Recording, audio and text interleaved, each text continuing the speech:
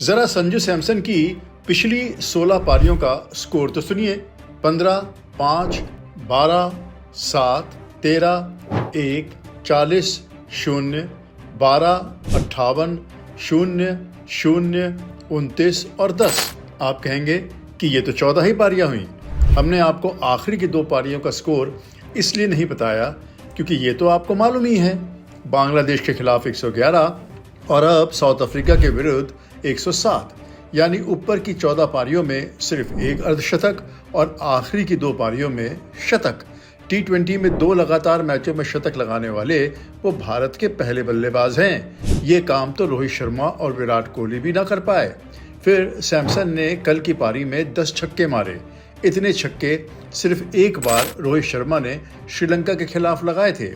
सैमसन के रन बनना तब से शुरू हुए हैं जब से उन्होंने पारी की शुरुआत करनी शुरू की है।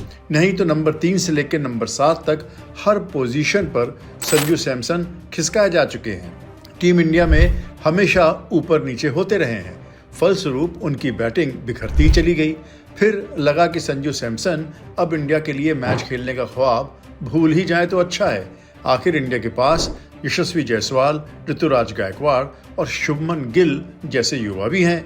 पर संजू की किस्मत अच्छी थी कि टीम इंडिया के कोच गौतम गंभीर बन गए।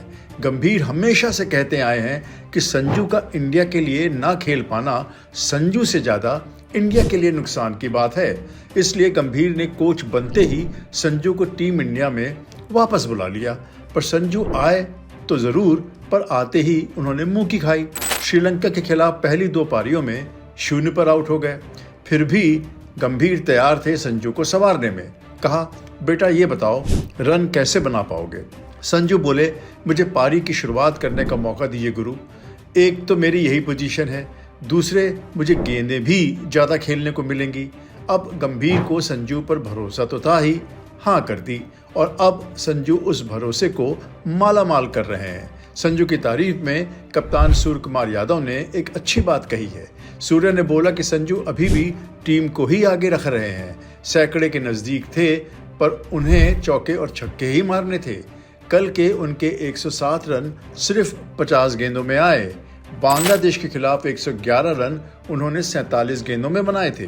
संजू अब तक अपनी 30 पारियों में 37 छक्के मार चुके हैं।